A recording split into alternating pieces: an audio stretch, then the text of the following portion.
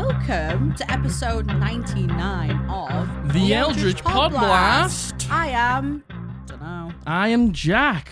And welcome. We're back. Welcome for the first time. Yes. Welcome, one and all. Indeed, welcome. You gentle beings. Well, maybe not for long. Well, if the entity has their way with you. Violent. Who knows? Truly We're not violent beings. We're not making a war machine with the entity. No. No. We are currently in the in-between. This is the time between Christmas and New Year, where I feel like collectively the world has no idea what we're doing. You are either still drunk, Yeah. extremely hungover, Yeah. full of cheese, Yep. full of Christmas leftovers. Yeah. You're on the settee. Mm-hmm. You haven't got out of your pajamas for days. God, no. Same pajamas. Just Christmas movies on repeat. Yep. Just Lord of the Rings, Oh. extended edition, Yep.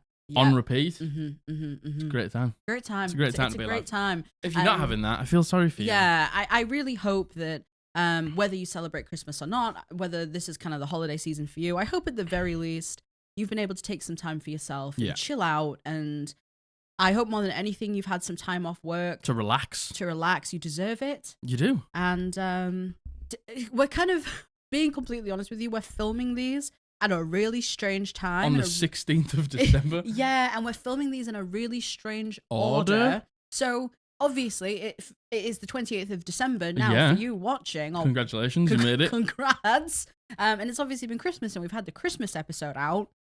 Wait, you haven't filmed the Christmas episode yet? No, and it hasn't been Christmas. And it hasn't been Christmas. So I would love to talk to you about how our Christmas went, but unsure. It was great.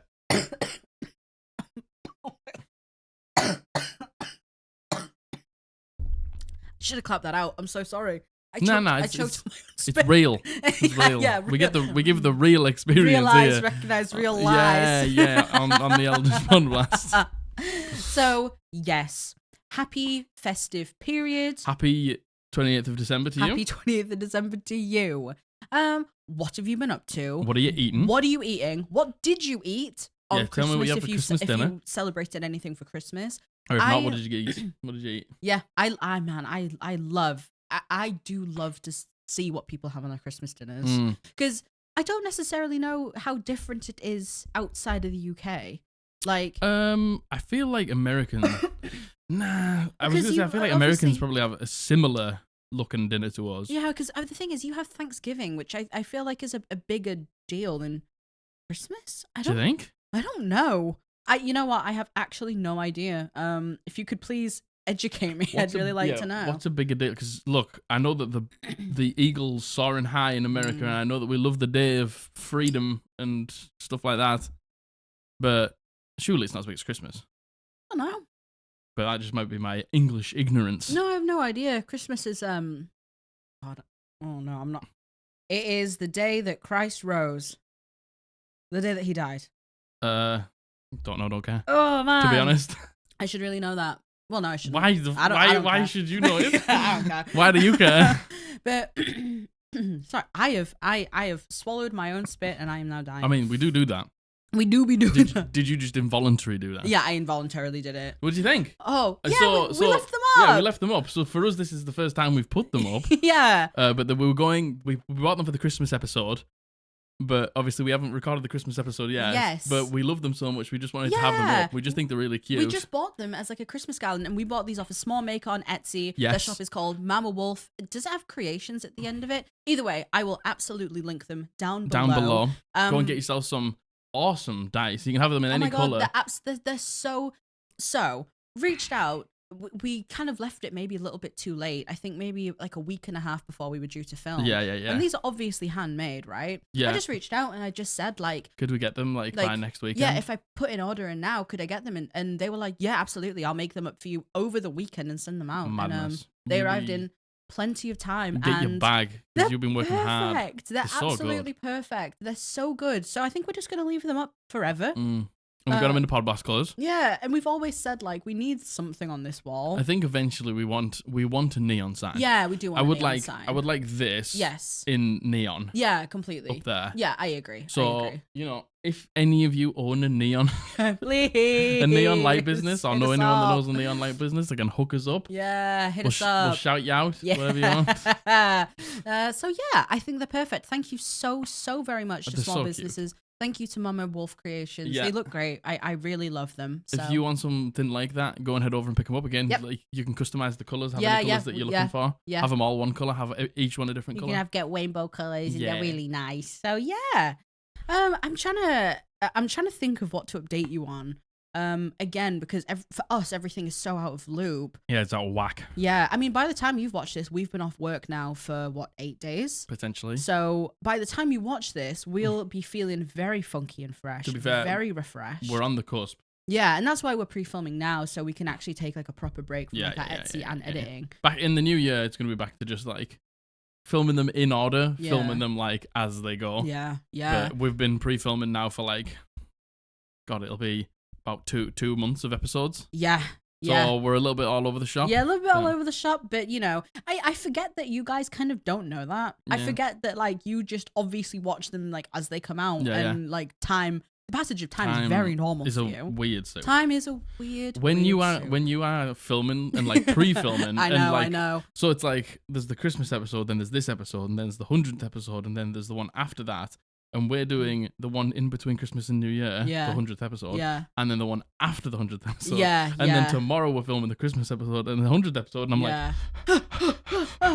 But isn't it wild? 99 episodes. We are coming up... It's so wild. And I said this before. 100 episodes on the 1st of January. Absolutely insane. And then 2 weeks after that, we have our year anniversary. Tell you what would be nice. Go on. Tell you what would be really, really nice. Go on. We're like...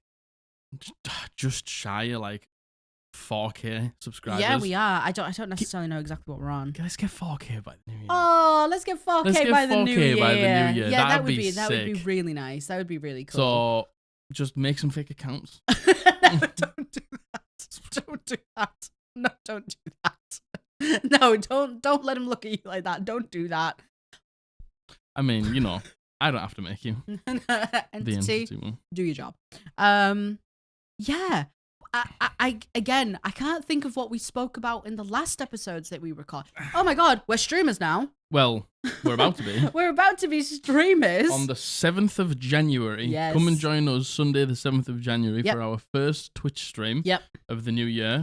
We'll be filming. I think I was saying that. We're going to be live streaming. Live streaming. Poggies in the chat or whatever. And come join us and enjoy yourself with live antics. We're going to be filming our like campaign recaps over there. Yes. So you can catch it live. Yes. Like unfiltered reaction. Oh my live. God. But we're going to be playing games. We're going to be doing all sorts. It would be great if we would love to see you there. It would mean so much to us if we could see some of you there. New faces, old faces. It would be great to have you. The reality is kind of setting in now a little bit, and I'm a little bit. I was saying this. I'm a bit nervous, like in an excited way, but like we've never done anything like live streaming before, and yes, you could argue that this is similar. Yeah. But I don't know, to have my thoughts streamed live. There's so many times. This is basically it. The only time we ever cut is to tell the dog off when he licks itself. True. Yeah. True. Like, we don't really cut much out. Yeah. True. So I'm very excited. I cannot wait. Please join us Sunday the 7th of January. The 7th of January. At 7 p.m. GMT to 10 p.m. GMT. We might go over. Who knows? Depends. Yeah. Depends what come the and reception's hang like. and just be and chill and just. We're gonna do. I think we're gonna try and do some like live advice. We're gonna do some of the guessing games. We're gonna make some characters. We're gonna do some campaign recaps. It's not all in the same. Every single episode. Every single one. We're doing all of that. And sometimes we'll just hang out and we'll just like chat with you. Yeah. And you can ask us questions and you can ask us things about your campaign and stuff like that. We're willing to answer. Yeah, it's gonna be D&D focused. Obviously conversations go where they go and things come up when they come up. But it's gonna be predominantly D&D focused. Like the thing is, weirdly. Which I said this last night. Yeah. I watch quite a lot of Twitch. Yeah. I like Twitch. Yeah. There's a couple of cool streamers that I enjoy. You don't watch any Twitch? No, I don't. Like, I don't know. for me, the live streaming, the like I just said then, like the stream of consciousness for me is kind of distracting sometimes. So like I only really watch YouTube and videos when I'm working. Yeah. And there's some things that I do where I simply can't have my mind on something. Whereas I feel like for a lot of people it's the exact opposite. Yeah. I feel like for a lot of people having the stream of consciousness is something that you can just put on in the background. To me, I'm like, I need to hang on there every single word.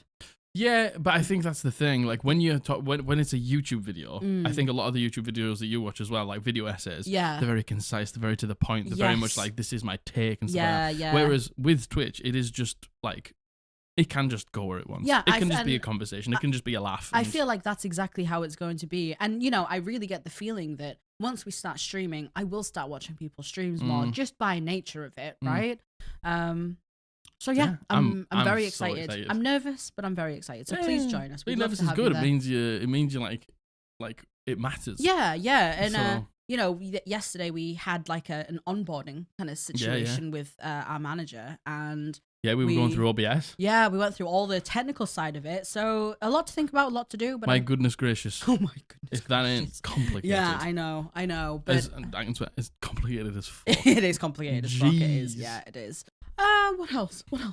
I'm trying to think of what else. Margaret got her cat on World of Warcraft. I got my cat on World of Warcraft. Yeah, we travelled all the way to the Barrens into the enemy territory. Yeah, and you know what? You're not automatically flagged for PvP.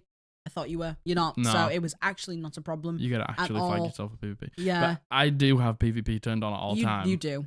So I can assassinate people. Yeah. I can ruin the day and then camp on the bodies and then teabag. I don't do that. But if sometimes it flags you for PvP if you're close enough to me when I get no fight. I know, and it's very scary. I know. We actually did try some PvP. I enjoyed it. Yep. I'll say on that. But I got my cat. We went through the 4 hours of Jack leveling to get to the point where he could get me the cat. Yeah. And then we went back to Stormwind. Margaret was shouting at people to tell her to that she wanted them to. I was like, look at my cat. Look at my cat. Pet my cat. People looked at my cat and pet my cat. Yeah, and it was really good. And then in classic World of Warcraft, you have to maintain your pets a lot. And they have a loyalty bar. Yeah. And if you don't keep them fed, they will lose loyalty to you. Yeah. And I thought the feeding was purely like combat buff. Yeah, purely. Yeah. So when I was in Stormwind, I don't need to worry about feeding the cat because it costs money. And I'll just feed the cat before we go into like out to Stormwind again. My cat ran away. Just vanished. The cat just ran away. He ran away. I got a notification up on my screen. It just said, your cat's not loyal and it's run away. So I lost my cat. So we had to run all the way back to the Barrens and I had to abandon them, retake the quest. You say that. I was so upset I stopped playing for the night. Yeah. I was so upset I turned my game off. I just logged off and I sat in the front room and I cried about it. You did, even though it wasn't that much of a big deal to get it back. So I think you thought that, and I think I thought at the beginning because I was like, I don't have the horn anymore. Yeah, I know. All I had to do was abandon the quest and then retake the quest. So, sorry if you haven't watched that episode where we talk about trying to get this stupid cat for me on World of Warcraft Classic. But I got it, and he's back, and that's all I'm going to say on that. It's all good. I really can't think of much else to update you on because I don't know what we've last updated you on. It doesn't matter. It's chilling. To be honest. It's all chilling. Yeah, well, should we just get into the topic then? Yeah. All right. Let's do it. That was pretty concise. That was pretty concise. Well, 15 minutes. Yeah. Just a quick thank you to every single person who's ordered from our Hellbound store. Oh my gosh, yes. Thank you so much. We appreciate you. Everything was sent out on time. Yep. So if it doesn't get to you, that's the failure of the postal system, not us. Everything was out on time with the correct delivery. Thanks to every single person who ordered and let me know. I put a little note in and stuff like that. Thank you so much. We love you very much. Thank you. Thank you so much. And if you want to buy anything over the Christmas period, if you got some cash money and you want to give it to us, give me a entity. Code Podblast will get you 10% off in our store, and you can head down to our www.eldritchpodblast.co.uk to pick up some merch, some official merch. We are not shipping any orders until the 8th of January, though. Yes. So just keep that in mind. So get off my back. Oh my God. Leave me alone. Oh my God. Let me have Christmas. But please, entity, give us Buy money. Stuff, but wait. Buy stuff, but be patient. All right. So today we are doing some D&D advice submissions. Let's go. Once again, this is absolutely my favorite. my favorite section. Being able to help people. Yeah, with, and in real time as well, because we've kind of, thank you, by the way, to everyone who's heard us say, like, we need some more submissions. And wow, you guys really did listen. You really did. It also probably helps that we fixed some of the submission forms. Oh my God, our mod Sherry. Thank God for Sherry. Yeah. I feel like there's so many things that Sherry just notices that we don't, and she's like... I think that everyone should write just Sherry in the comments. God, Sherry. Sheri, Sherry. Oh my God, in the thank comments. you so much, Sherry. Sherry is one of our mods. And we have on the Discord, we have like a channel that is just the resources. It tells you where you can find us and everything. Sells you? It sells you. It sells you. The entity's taken a photo of you. And we're going to sell it on the internet. On our Discord. Where it has all of our resources and our episode titles. And Sherry was like, I've just noticed the submission link in the resources doesn't match with the ones in your description. Do you want to know why that is? Because I was still linking to the very first submission form we ever had. Yeah. And to put that into context, that was like 8 months ago. 8 months ago. So I'm so sorry. Once again, if you submitted anything through the Podblast link in the resources, please resubmit again. Please resubmit I've updated it finally. Yeah. Thank you, Sherry. Yeah, these are advice. And you know, it was one of these things where things like Am I the Arsehole and things like horror stories will always perform the best, right? Like, it's, of course. And I completely understand it's that. the most clickbaity stuff, isn't it? Yeah, of course. Bait and the clicks. I understand that something like advice maybe not be pertinent to everyone, but I really get so much joy from doing these. Yeah, I do too. I really enjoy advice. Yeah. I just enjoy being able to help the people who watch the podcast. Yeah, I completely. And like the fact that you think that our like game knowledge and in-game experience is good enough to help you with your problems. Yeah, thank you. Really, thanks for trusting us. Yeah. Weird that, innit? Your trust is misplaced. I'm going to sabotage you and your game. All right. So this first one has been sent in by Kate, and she goes by she, her. Thank you, Kate. Thank you so much, Kate. I've put my contact lenses in the wrong way. My eyes are different. Aren't they the same? I thought they were the same now. No. One is -3 and one is -2.75. Very small difference, but enough that I can definitely tell. So if I read a little bit weird, I read a little bit weird every time. Yeah. I'm still going to mock you. Yeah. Yes. No, yes. Oh. Ha ha! You fool! You miscreant! You miscreant! You fool! How could you do this? So, I have been playing D&D with the same group for almost 3 years now, and honestly, it's been great. Awesome. They're great players, and I have a lot of fun playing with them. And recently, we just wrapped up one long-time campaign and started another one. Nice. One first session of the new campaign went a little less than ideally. We started at level 1 and of course experienced all the brutality level 1 had to offer us. My problem and the reason I'm here arises because of something that came up in the first combat of that first session. My character ended up getting totally magically incapacitated during that fight. Okay. No one had any ability to end the incapacitation, and the DM revealed that it would last an hour. The party decided to press on without my character and without another 2 characters who had also been magically incapacitated. How big's your party? This resulted in the 3 of us being totally unable to play for the rest of the session, which was about 2 hours. 2 more hours, sorry. Yeah. There came a point in this 2 hours where I realized I would be totally unable to even roleplay my character for the rest of the session, and I began to feel frustrated and a little disappointed. And I know that I didn't do a great job of hiding it, and I feel bad for the shift in my own energy that I know people picked up on. So this is where I need advice. How do I keep my energy up when things like this happen in game? To be clear, I usually only tend to feel like this when something major completely takes my character out of play for massive chunks of time. Even being in death saves doesn't result in my mood taking a dip. It's when I begin to feel like I'm not able to participate in a session as my character that I begin to feel that twinge of frustration. I really don't want to bring other players down, but I just can't figure out how to keep my own energy up when my character is sort of taken out of the session that I've looked forward to all week. Yeah. I do enjoy watching my fellow players play and overcome, but I just hate feeling like I've been benched while they're doing it. Is there any advice for me? Yeah, there's some advice. Yeah, and that's, by the way, completely justifiable. Yeah, I think. To feel like that, 100%. Like, there's just, this is why I, like, as a dungeon master, or use things in combat like paralyzed and incapacitated like very sparingly. Yeah. Because, you know, if somebody like fails the save, they could fail it over and over again. And they have come to Dungeons and Dragons all week thinking that they're going to do something cool. Totally. And then I'm just like, right, you're paralyzed. And then they can't make the save. And then they do nothing for the rest of the combat. And then they're like, totally. Well, that was boring. Yeah, completely. I do try and steer clear of like, especially hour-long incapacitation. I know. And, at level 1. And I also feel like for the rest of the party to move on. You could just be killed. Like in that time.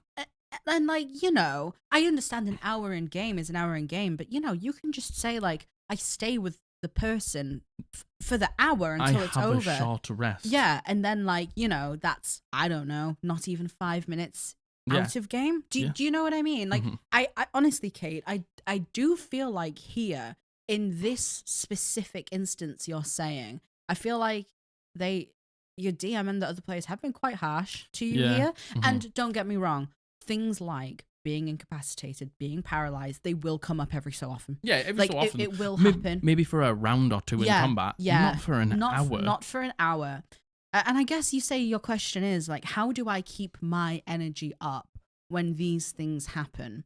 And I don't think it needs to be a question of that necessarily. I mean, so like, I get this like quite badly. Like, if I feel, because the thing is, you've been hard done to here. I think you have been. You've been very, very hard done to here. Yeah. And I am king of making it known when I feel like I've been hard done to. Yeah.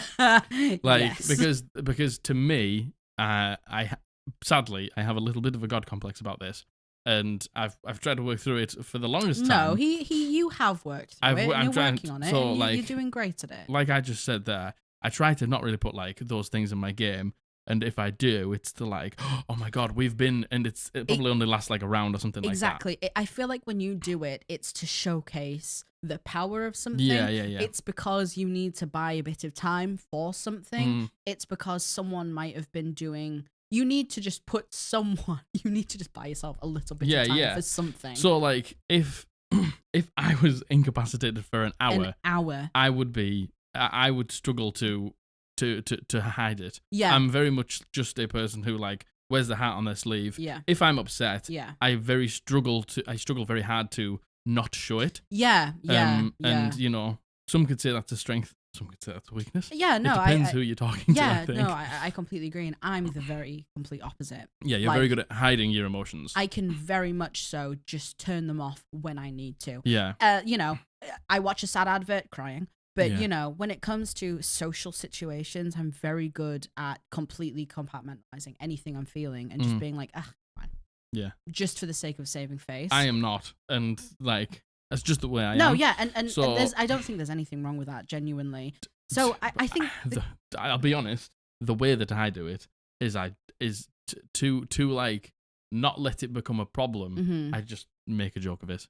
Yeah. It's the only way I can make light of it. Yeah. Is be like, well, yeah, I'll catch up with you guys in an hour after I'm not incapacitated. Yeah. And you know, like, some people might take that the wrong way, but that's the only way that I can really deal with it. Yeah. Yeah. Without like letting my energy drop. Yeah. To just at the point where I'm like, well, this is fucking pointless. Yeah. Yeah. Like, again, I don't necessarily know if it's a situation, a case of how can you keep your energy up? Yeah. I think you shouldn't have to, is the thing. If this is happening often enough, Kate, for you to be like, man, this happens, and every time it happens, I genuinely think this is something you have every right to talk to your DM about. I agree. And every right to say like, oh my God, exactly what you said here. I look forward to it every week. Like, my character is one of the heroes. It sucks to see everyone else going on without me and doing the things. Yeah. Like, they've completely taken your agency away here. Like, and how many times do they do this? They have to do it a lot if you're saying, like, if you're saying this. And I just don't understand, like, everyone runs it differently, but to have an hour-long magical incapacitation for a level 1 combat? Too much. Like, the thing is, look, let's just say we do get magically like restrained for an hour or something like that. Magically charmed. Then, I don't know, lesser restoration, things like that. At least we're at the level where we can cast those things to like bring ourselves back. Yeah. But we don't, because we're level 1. I really think this is a situation. Oh, totally. And now I understand there's so many reasons why you wouldn't want to have a conversation. And if you truly just want the advice on like, how do I deal with this as and when it happens to not get upset, I think you have every right to get upset. And I think you have every right to voice that you're upset too. But if you don't want to do that, maybe try laugh about it. Mm-hmm. If there's someone else in the situation with you, laugh with them. Mm-hmm. Try get in the mindset of the other players at your table and see what they're doing and enjoy what they're doing. I don't really know if I have good advice. I don't think I have great advice because I think the problem is the fact that you're put in that situation in the first place. Yeah, and I think you should say to your dungeon master, like, just say that I don't like the fact that I look forward to Dungeons and Dragons. And I basically sat out for 2 hours because of a magical incapacitation. Yeah, and I don't think there's anything wrong with you speaking up to the rest of the party totally, and being like, can you guys just take a short rest and not leave us here? Yeah. Instead of carrying on the session for 2 hours without us. I feel like everyone is at fault here. Obviously not you. No, I don't think you're at fault. I feel like your party's failed you and I feel like your DM's failed you a little bit here. And that might sound harsh because we don't know the situation. We only know what you've said. I think it is. I think it might be harsh, but I think it's a good read. Yeah, I feel like the only last bit of advice I would have for just kind of keeping your composure is just it's temporary. It will pass. But I think I think like you shouldn't have to deal with this situation. Agreed. Does anyone else have any advice for Kate? And again, you're very much like me in the fact that like as soon as your energy drops, that's kind of it. It's tough to make a recovery, and that's why I just. And the thing is, people might be like, "Oh, well, you're just making it." It's just like, yeah, but I shouldn't be in that situation. Is the thing. Agreed. Like the fact I'm making fun of it because I've been fucked in this situation. Yeah. I agree. If anyone has any advice for Kate on this, we would very much appreciate it. And I'm sorry, Kate. That stinks. That stinks. It stinks. That really stinks. Stinky. I'm not gonna lie, that stinks. Stinky. That's very unrestful. I'm sorry. Stinky. Yep, I'm so sorry. Smells a little bit shitty. Yeah. It smells a little bit like beef. Smells a little bit like doo-doo butt cheeks. Yeah, doo-doo butt cheeks. Doo-doo butt cheeks. I had a nightmare with my eyebrows today. Sorry, completely off topic. Yeah, such a nightmare. Why? I think I don't know. I was just putting too much product on my brush and I kept overdrawing, so I kept having to, you'll know. If you wear makeup and have done your eyebrows before. I kept putting them on and then wiping them off, and then once you wipe them off, it leaves like a red mark on your skin. It's the whole thing. So anyway. Yeah. Sorry. Well, they look great now. Thank you so much. Thank you. Okay, this has been sent in by Anonymous Pretty Please. Anonymous Pretty Please. Thank you very much. Thank you very much. Thank you, Anonymous. For your submission. Me and 4 other people are all playing D&D online currently. I'm playing as a sorcerer, the other as a rogue, a monk, a cleric, and the DM, of course. Mm-hmm. I wrote my character as being a self-centered noble, yet I wrote mental reasons on why my character isn't the center of attention always. What does mental reasons mean? I don't know, maybe just like a bit of a complex because of things that have gone on in their life or something like that. Oh, maybe he's saying I had mental notes on like why. I don't know. Oh yeah. Like I didn't write it out. I just had mental up here. I had like I thought of the reasons. Or maybe there was like mental reasons in terms of like this has happened to me and now I'm a stuck up person or something like that. Sorry. We'll find out maybe if we read on. Yeah, I wrote mental reasons on why my character isn't the center of attention always. Yet still, I feel like I'm always the one talking. Everyone else is on their first time playing D&D except me and the DM. Mm-hmm. So we have to explain some of the rules, and we are happy to explain everything. And they know the important rules by now anyway. Yeah. Yet, no matter what, I'm always the first to talk, make plans, roll, things like that. And I always feel like I'm taking away others' fun. Yet, when I'm too quiet, no one says a word. Is there some way that I can get the others to roleplay a little so they don't get bored? Or am I forced to be the unwilling douchebag siphoning away the fun out of everyone else? And I might be talking a lot because I rolled high charisma, but I really don't want to debuff my casting stats, so I talk less. Okay. This is a super easy one. This is a super easy one. Don't you worry, OP. And first of all, I think that you need to find something out. And it'll probably make this submission completely, almost, not like irrelevant, but completely moot when you find out, do they care that you talk? Totally. Like, yeah, totally. They might be happy that you're the face of the party. Yeah. They might be happy that you are the one that leads the conversations. Yeah. And if they go, like the fact that you talk, it's great. Yeah, thank God. It takes the pressure off me. Then you go, all right. Okay, well, okay. Yeah. And if that's your main concern, Anonymous, like that you're worried you're taking their fun away. The spotlights. Genuinely, seriously. Ask them. Just say like, do you guys mind that I like do all the talking? Like would you guys like to do more of it? Yeah. And you'll find out very quickly. Like from asking that question, and that might put your mind at ease. Yeah. But you know, at the same time, I also understand being the only one doing the talking and the only one making the plans can actually be frustrating for you sometimes. Yeah, very much when you so. Don't know what to say or don't have a plan. Totally. Yeah, very much so. So we always recommend this, and I think it is the way to break down like walls. Just pick one of the characters at the table when you're resting, like for a night's rest or something like that. Just be like, I can't sleep. They're on the watch. I get up and I go out and I sit on a log next to the fire and I begin to ask them some questions. Yeah. And then we just like you're not trying to force them into a conversation, and don't like try and drag it on for too long. But like that one-on-one situation where it's you and them and no NPCs and no other party members. Yeah. Like it just like breaks down the walls a little bit. Very much so. And it allows you to kind of set the stage up for them, and it allows you to give them that platform for them to be able to, like, if they want to say something, they can. And it can be, I'm not kidding you, something as simple as you're on the rest, you go and you sit with them and you go, God, what do you think about what happened earlier? Yeah. It's like recount something that happened earlier, like something simple, maybe a little bit controversial. Simple as that.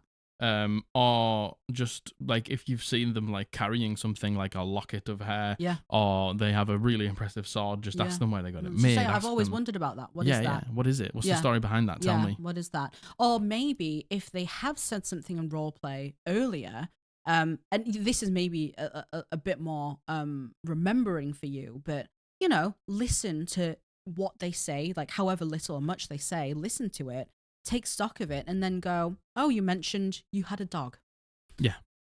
What was their name? And you know, that's a terrible example. But you know, no, it's not, because it's just a conversation starter. Yeah. It's like that doesn't need to be where the conversation stays. Yeah. And it's like, yeah, they had a dog. Miraculously, you had a dog as well now. Yep, exactly. And you can relate. Exactly. And do you know what I mean? It's just like, instead of trying to like talk in this group dynamic where people are like scared to like talk over each other or say something out of turn, if you just get maybe one of the people who is a little bit more confident, and you have that conversation, and then you and that character have a rapport, and then you can turn to them in this situation. Totally. And then you can do it with the rest. Exactly, and they might start doing it too. And you know, you mentioned you're a sorcerer, you have a rogue, a monk, and a cleric. Maybe there's a situation where a DMPC is talking to you about being sneaky somewhere, and you can go, not my wheelhouse. And pass it Ask on, them. Yeah. You know, and then pass it over to the rogue. Or just like if you are having a conversation with the NPC, turn around to your party members and just be like, what do you guys think? Yeah, what do you all think? Just like, not force them, but just like allow them the stage to talk. Yeah, totally. Because I think a lot of people struggle just to know, when is my time? When's Very my much turn? so, especially being new as well. When's it appropriate for me to say? Very much so. And also, you know, you mentioned that you and the DM are the most experienced ones. I think also going to the DM and saying like, I'm going to make a conscious effort to try and include them more. Could you maybe set up the stage for them to talk a bit more too? Yeah. And just because your DM so simply just go, what's your character thinking right now? What's your character feeling right now? I think it's important to ask questions like, what do you think? Why should we do this? What are you thinking? Like that's a like just as like a small bit of dungeon master advice. I know this isn't what this is about, but like asking your players like what they're thinking when big things happen to them. Like sometimes for people who are not the strongest role players, allows them to like convey feeling without RP. Absolutely. Like, oh, I'm scared right now because this has been something that's like really big to me. Yeah. And I never thought this moment would come around. Yeah. But I'm going to try and take my chance and do this thing. And then everyone's like, okay. Yeah. Like we understand how that character's feeling. Exactly. And then that breeds more role play. Yeah. I think giving people the chance to be in their heads of their characters. So it's a hard thing to do. It is. Especially if you've never done it before. Like sometimes you just need the opportunity to selfishly be able to go into that space. I agree. Most of the time when people struggle to roleplay, it's because they don't know when to do it. Yeah, or simply don't know what their character would think. Yeah. But just asking them, they'll think about it. Yeah, 100%. So simple, Anonymous. Such a simple Before fix. anything, though, ask them if it's okay. Because if you like being the face of the party and you do like the talking and stuff like that, then you can at least know. You can still do all those things as well, but you can at least know that nobody's upset with you absolutely. when you're doing it. Yeah, absolutely. If you just need that reassurance, I would ask. And hey, you know what? If someone comes out and they go, you know what? No, I would like to do some more talking. Hey, they're the first person you target. That's the first person that you talk to. Yeah. On the Night's Watch or something like absolutely. that. And then you go, awesome. Like, I would love it if we can do it together and things like that. That would be awesome. This is such a common thing. Yeah, it's such a common thing. So, and again, if anyone watching this or any DM is like, man, how do I get this person or these people to talk more? Such an easy way to go about it. And do you know what a DMPC? Like, I know everyone slags the NPCs off, and I understand why. Yeah. But like a DMPC that's like traveling with the party that maybe knows one of the members of the party is the way to get people talking. Very much so, agreed. Whereas you can't get us to shut the fuck up. No. So swings and roundabouts. But I don't mind. I hope that helps, OP. I really do. Okay, this next one, this has been sent in by Asimi Shadowborn, and she goes by she, her. Wow. I hope I've said that right. Maybe Asimi? I'm sorry. I hope I said that right. This is like Chocha Sammy all over again. No, Chocha. Siosia. Siosia? Siosia Sammy. Hey, Jack and Margaret and Bully. Hey. Thank you. And before I describe what I would like some advice on, I would like to thank you two from the bottom of my heart for all the time and effort you pour into this podcast. It has brought me so much joy over the last couple of months that it is hard to describe. I'm currently binging all the old episodes as well, so I can catch up with everything, and I'm having an absolute Podblast. Hey. I'm writing this in December, so I hope that you and fellow Podblasters have an amazing holiday full of joy and wonder. That's amazing. Thank you so much. Thank you so much. I'm glad that you enjoy it as much as you do. Thank you. That's all I could ever wish for. We wouldn't be here without you, so thank you so much. That's incredibly kind of you. So, about my question. I would really love some advice on the BBEG of my main campaign. Listeners, if you are hearing this and you are a member of the Adventure Time party, no, you're not. Please skip this story or I'll kick your ass lovingly. Adventure Time. Skip to the next. Get out of here. Just fast forward a bit. Fast forward by I don't know. 10 minutes? Yeah. Get out of here. So, my issue is that are you gone? Good. You better be gone. So, my issue is that I don't know how to make the BBEG more impressive or terrifying. The BBEG's plan is to collect the items he needs to free an evil god who is the antithesis of the morals of the PCs that they hold dear. They must stop the BBEG to save the world as they know it. He has several important minions that he works closely with. Those minions show up from the very start of the campaign, even though the PCs do not realize this until further down the line. They will fight these minions and will start to recognize them over time, but they won't meet the BBEG until the end of the campaign. All PCs have some link to the minions because they either have met them before and they are a dark reflection of what the PCs could have or still might be if they stray too far from the light. I'm very proud of these minions and they fit the story well. The BBEG really fits well too and has a very important link to one of the PCs. I also like the general vibe of this character. My issue is that he is not the kind of guy who would mix himself into the dirty business of fetching the items that he needs, even though he is very powerful and resourceful. I don't know how to make the PCs recognize that this is an impressive or scary enemy if he is not playing a big noticeable role in the story. He despises weakness and is not the kind of man who would let the people he meets survive if he deems them unworthy. So I don't feel like having them meet victims of the BBEG is a good idea. How do you make someone seem scary if they are not visibly, actively part of the story? My only current idea is to have them find places where he was present for some reason and just have them find the devastation that he left behind. But this doesn't feel completely right to me. It just doesn't click in the same way that my planned encounters for the PCs and the minions have. Do you guys have some options or ideas that I could use to give the BBEG the evil, imposing vibe that he deserves? I hope you are having the most wonderful day. Asimi. Okay. Easy stuff. I feel like this is a really common thing, right? Yeah, super, super common. Yeah, and there's so many campaigns where, again, you don't really meet the BBEG properly until that final combat. What was I thinking of that? Which I will say, I do not think is a good idea. Yeah, no, I agree. I agree. So, Okay, here we go. You ready for this? Go on. Wrath of the Lich King. Okay. Why was he, the Lich King, Arthas Menethil, so important? Why was he so beloved? Why was he such a great bad guy? Because he was always just out of reach. Yeah. But he was always there. Yeah. It was his destruction. Yep. It was the aftermath of what he did. Yep. Either it was people fucking hyping him up, his bad guys hyping him up, like the Lich King will kill you at some point. Or you did see him, but you couldn't. You were low. You were weak. Exactly. And like, you know, I know you say like, he would probably kill them, right? I think the act of not killing them is more of you say he's like powerful and resourceful and smart. I think being like, you're not even worth my time to kill you. Yeah, so that's a tough sell though. Yeah. So there's some things that I do like. Maybe they did just have a massive fucking battle and they're really low and they're really weak. Yeah. And I remember there was one thing that you guys really liked in my campaign. It was when you went into Vanaheim for the first time. Yeah. And you saw Jormungandr in the sky. Yeah. But then you heard people coming up behind you. Yeah. And it was King Frey. Yeah. And all of the soldiers went on and King Frey just stayed and you were in a bush just looking. Yeah. And King Frey just monologued. Yeah. He began to talk out loud and you were like, he knows we're here. He knows we're here. Oh my God, he knows and we're at here. the end, he stopped and he looked at the bush that you were in. Yeah. And you were all like, oh God. Oh God. And he just walked down the hill. Yeah.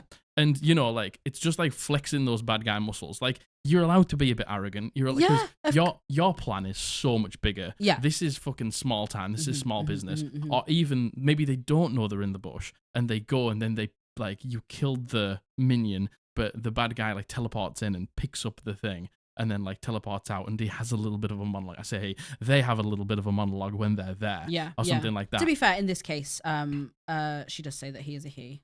Okay. So it's just like, I do think that maybe they're out of reach. Maybe it's not a good time to take the fight. Maybe they're just a bit far away.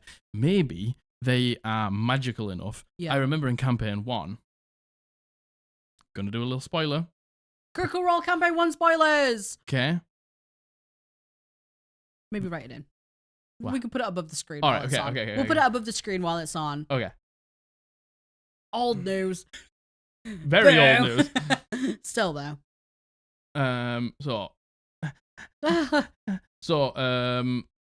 Critical Role campaign 1 spoiler. Vecna,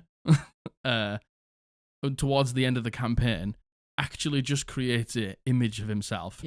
In the parties, like they've just like completed a mission and then he's there, but it's not him. You can tell he's like flickering in and out. Yeah. But he like comes and like says things and like reveals parts of his plans and come meet me here, and he's like taunting them. And he's like, you'll never be good enough and stuff like that. It's just like showing presence. You have to show presence.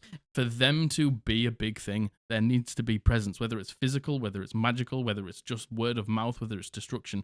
They have to become like you knew about some plan that was going on in my campaign. Yeah. Then you started to realize it was somebody called Angerborder. Yeah. And then after you realized it was somebody called Angerborder, you saw Angerborder. Yeah. And then she disappeared for ages, and then you just saw the inner workings of a plan. And then at the end of the campaign, there was so much about Angerborder. When it came to that fight, everyone was like, it was a huge deal. It was a massive deal. Yeah, and you know, I know that you mentioned that like the idea of like your party finding the destruction doesn't sit right with you. I think that's the total opposite. Yeah, I think it's a good way. Early doors, I think that's a good thing. Yeah, I think letting them see, like, you know, because I don't really know how much they know about him right now, but I think seeing the actual destruction of him that he caused one person alone his power did, and it doesn't necessarily have to be like in terms of terrain. It could just be in terms of a family who lost someone. It could be in terms of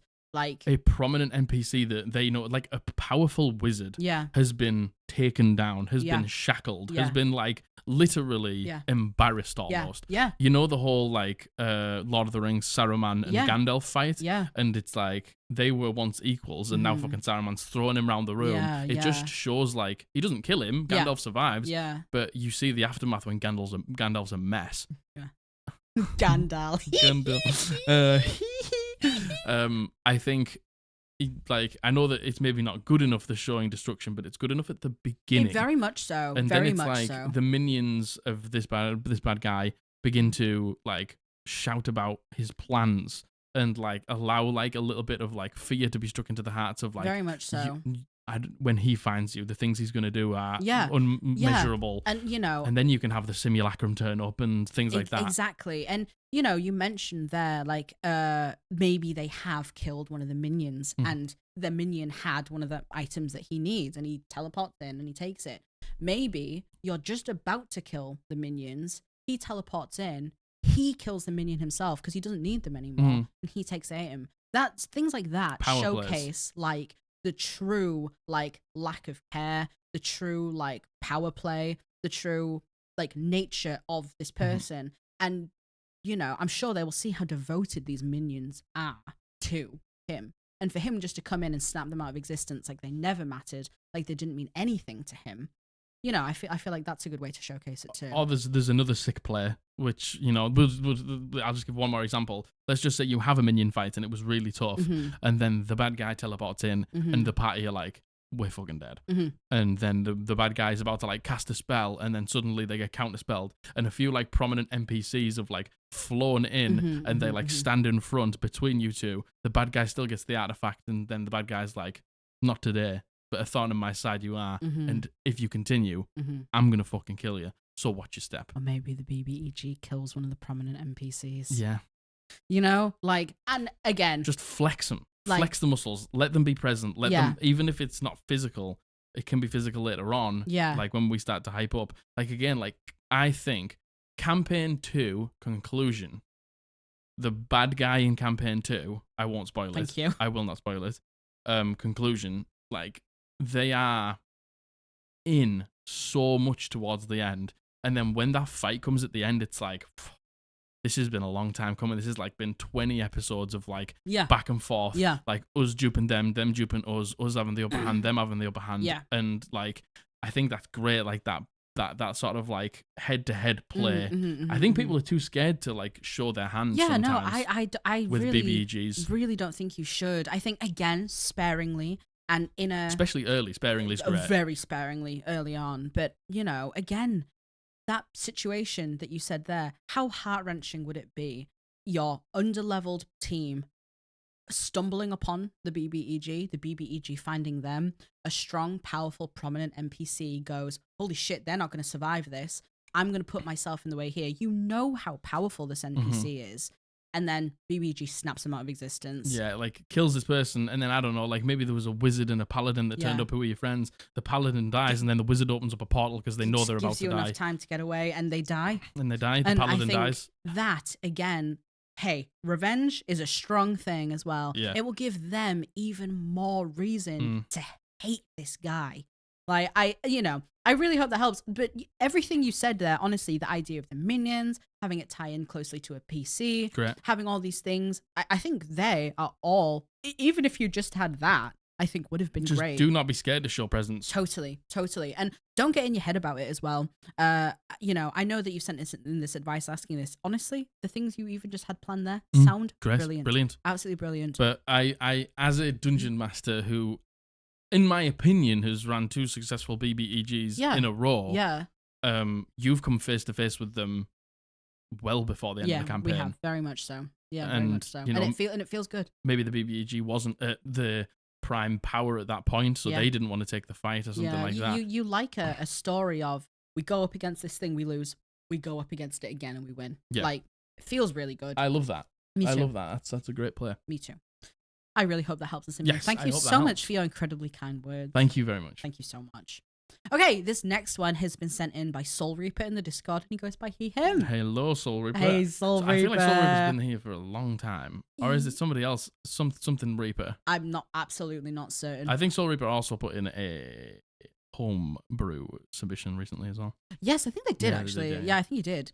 So, hello, my name is Lucas. I want to run a one-shot for my first time DMing. I've been writing a homebrew and I think it will be pretty fun, but I'm just not sure how to do a one-shot in general.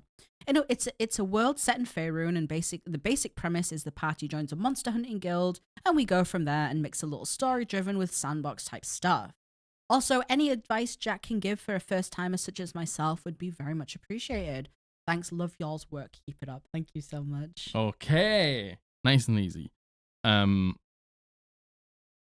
Prepare your party, and I said this before my one shot that I did recently. Yeah, I'll be like, if I'm hurrying you along, it is only because I would like you to complete everything within this one session. Yep. And like, you can just be honest and say out loud, like, I do love like character-driven moments and things like that and backstories, but obviously it is a one shot.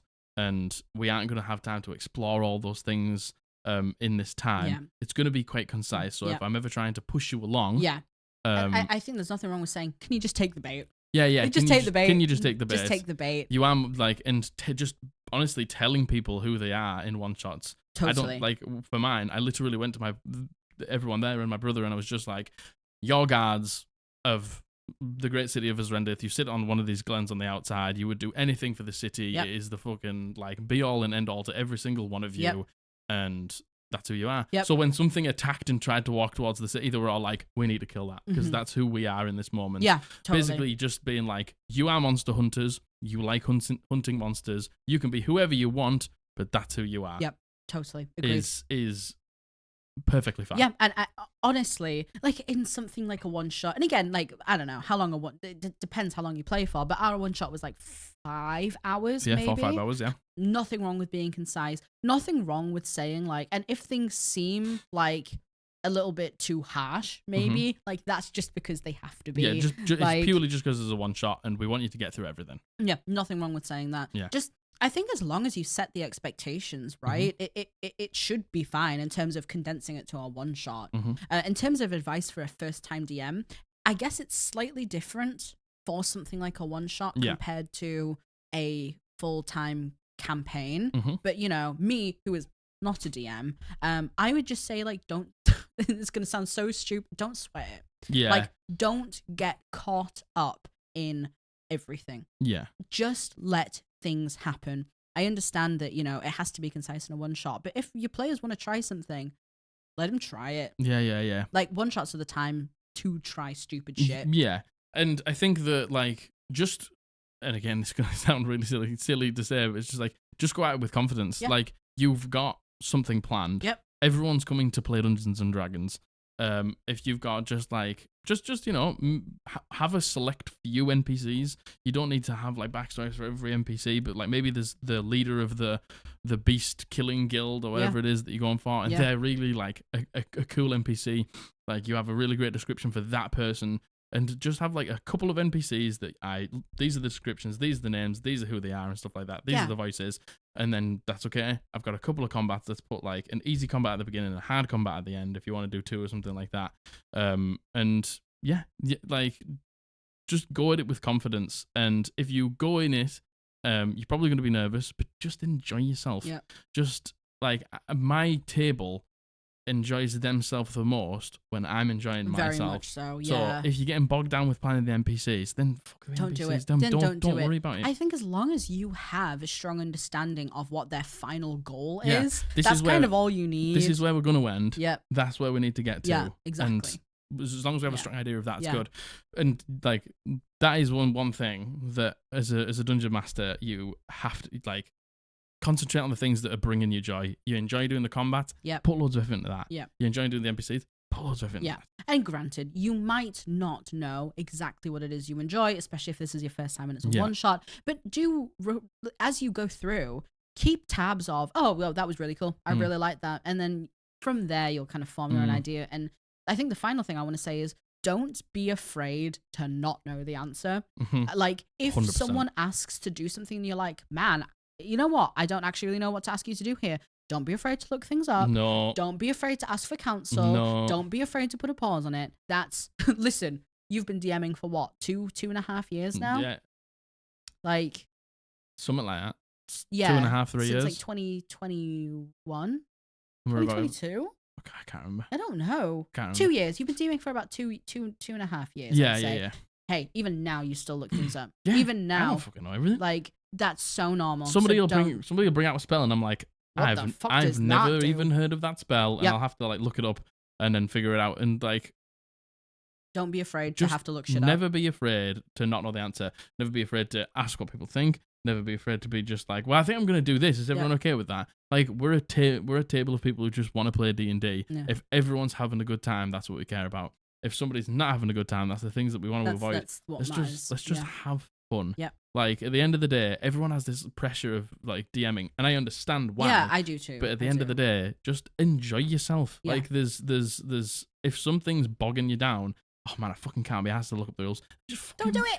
Just don't do it. Just fucking make it up. Just make it on the fly as long as everyone's okay with that. Yeah, totally. But like, I don't know. I'm gonna do it like this. Is everyone cool with that? And if everyone's like, yeah, who fucking cares? And finally, no one's judging you. Nah. Don't worry. No one is judging you. No one is scrutinizing you. No one is looking what you're doing. Everyone else is worrying too much about what they're doing. They're not judging you. Everyone's thinking about the voice that they're going to do for the character. They can't remember what the character's name is. Can't remember what abilities they can't remember what abilities they have. They've never played this class before. They're thinking about how they're going to introduce the character. You're going to fucking ask them and they're going to go, they're not thinking about you. They're not. They're thinking really about not. themselves. Totally. 100%. 100%. So I hope that helps Lucas / Soul Reaper. Thank you so much for your submission. Thank you very much, Lucas. And good luck. Have a great time. Have a great time. Enjoy yourself. Yeah, have a great time. Just don't worry. Yeah, like, because at the end of the day, it's going to be 3, 4, 5 hours, however long it is. If you didn't fucking like it, you don't have to do it again. Yeah, and you know, at the end as well, just ask for some feedback. Yeah, just did everyone enjoy that? Yeah, that's all. Thank you so much, Lucas. Cheers, Lucas.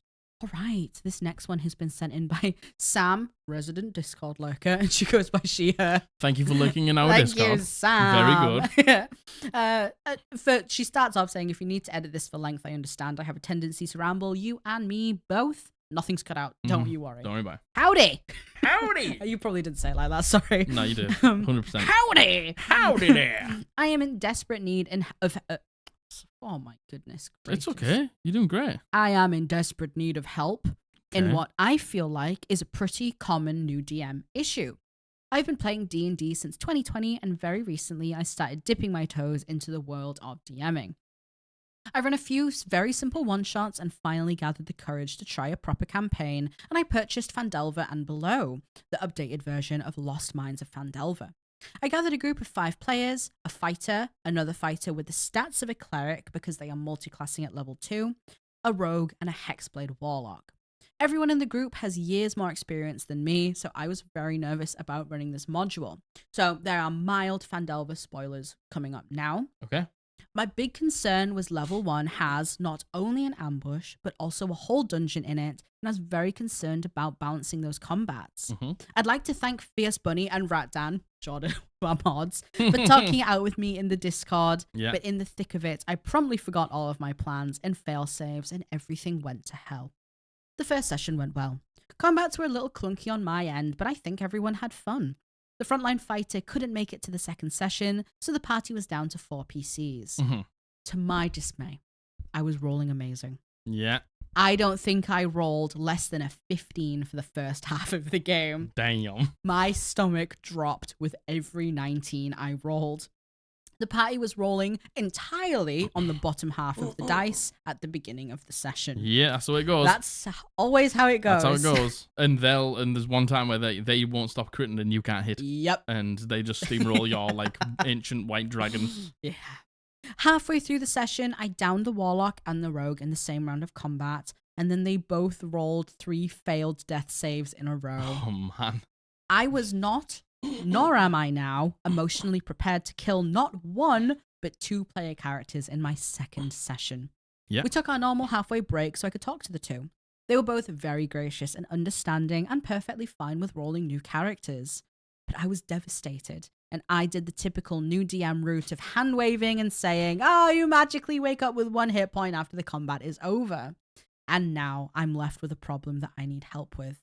How do I create consequences from coming back from the dead? How do I make this feel cool and not like some lame moment from a bad DM? The Warlock and the Rogue are tiefling half-siblings, the same human mum, different demon dads.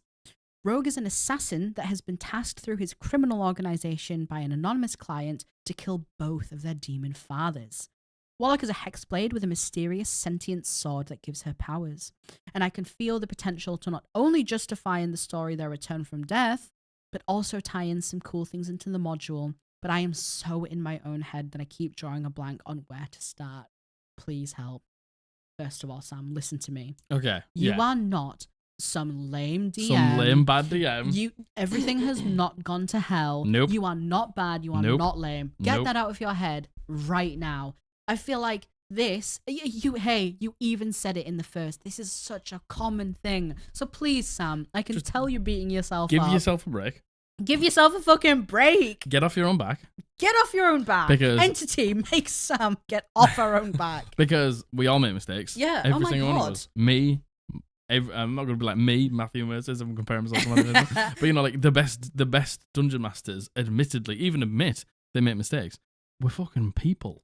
Just because we sit at the end of the table and we are the dungeon master and we got the dungeon master tag, doesn't mean we're any better than anybody else. Doesn't mean we then have superhuman powers. You don't have the answers to everything. That's the joy of being alive. No one does. Yeah. No one does. So you can choose two paths here. Yeah. You can choose the not story based path and just be like, look, next session you come in, look,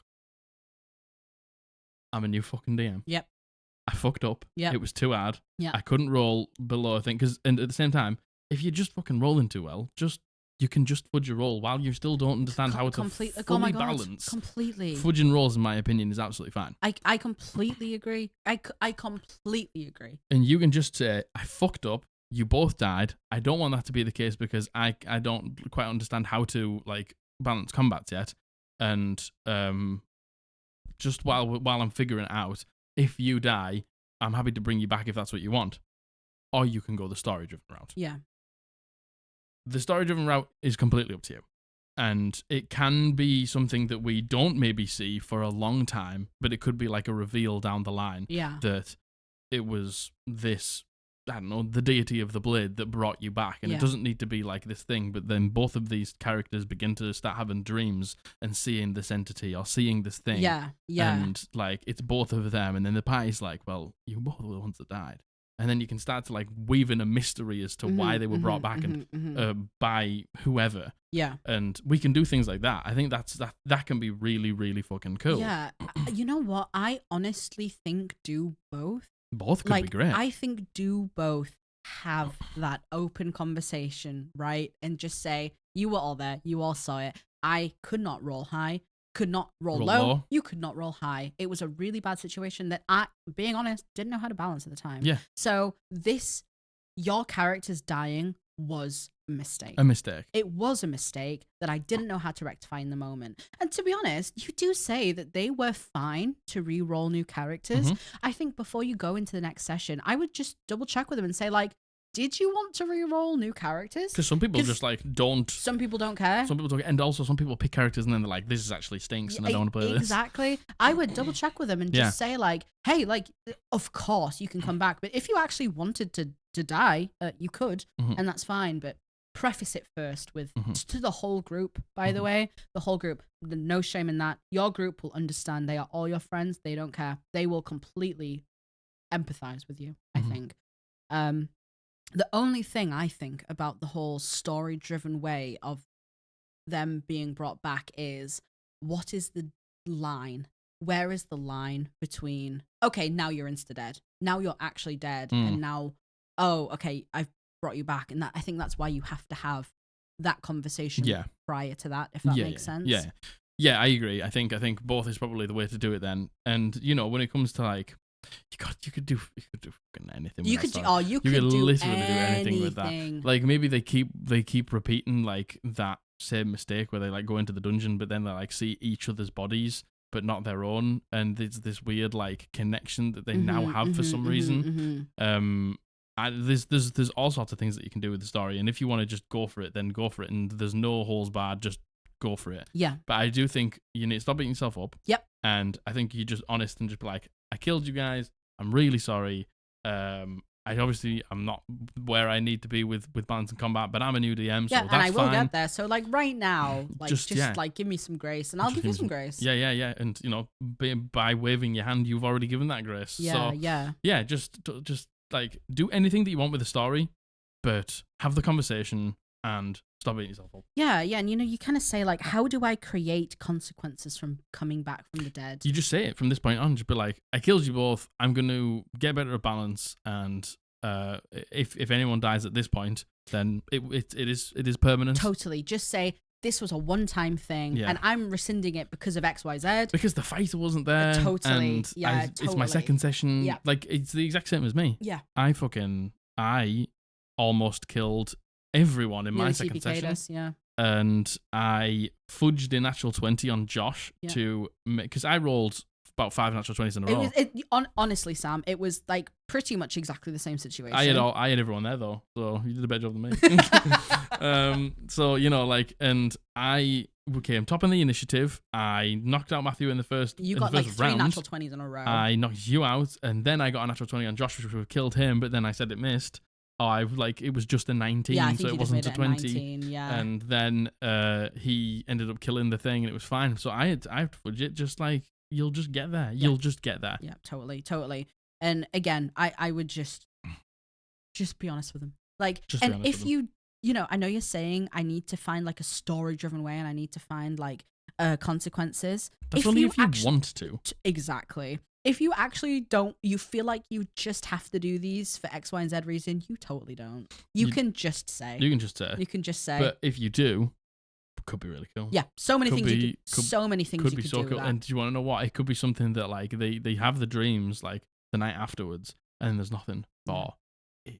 Yeah. And then they maybe have the dream that they both had that night after the death, the day before they meet the reason it happened, but they don't know they had. Like it would be cool if they had the dream. Every single time they maybe meet the NPC or the bad guy or the good guy that was responsible, but they never like out themselves as the reason. Yeah. But it's like they have the dream every time they're close to them. They have the dream every time they're about to speak to them or something like that. And it would just be like, just mysteries like that. If you want to, do it. Agreed. And I also like, to tie it in, so I don't necessarily know if you want us to like kind of work this out for you, but like you say here, they're half siblings, same human mum, different demon dads, but the rogue has been tasked to kill both of them. If it's something that you and the PC want the character to go through and kill the dads, like is happy doing that, maybe it could be some weird fucky-wucky bullshit where it's actually the influence of each individual dad trying to kill the other kid. I don't know, like something like that. And something that's, and that could tie into like the BBG or the overarching story. I don't know. I don't know anything about Lost Minds of Phandelver, I'm afraid. I don't think that's to do with Lost Minds. I think that's their actual thing. Yeah. But if you want advice on how to do that, if you want to do that, just send in like a follow-up. But yeah, and we can figure out the story together. I hope that helps, Sam. I really hope that helps. You're not a bad DM. No, you're not. Sam, you're really not. You're really not. Because that means I'm a bad DM. Yeah, we're all bad DMs. We're all bad DMs. Maybe that's it. Maybe we all suck. Maybe we all just suck. Maybe we're all the worst. Maybe we're all just terrible. Together. Okay, this next one has been sent in by Anonablaster, and they go by they, them. Thank you very much, Anonablaster. Thank you so much. Hey guys, I'm hoping you can help me find the right words here. So my party has been playing for almost a year now, and so far it's been pretty great. Our DM seems to have almost endless patience and is all round just a gem. Recently, some of our party have been getting really distracted and talking too much during gameplay, both role-playing and out of game, to the point that they are speaking over our DM while they are trying to describe important things like events, places, general narrative stuff. It came to a head last night when he tried getting everyone's attention 3 separate times in the span of half an hour, only to be completely ignored. Myself and another player feel so bad for our DM because he works so hard to make our game interesting and engaging, and we would like to help when this happens again. We have mentioned wanting to help out our DM, and they have said that they could honestly use the help because it's getting stressful and frustrating. I just don't want to come across as rude or like I'm trying to be a party pooper.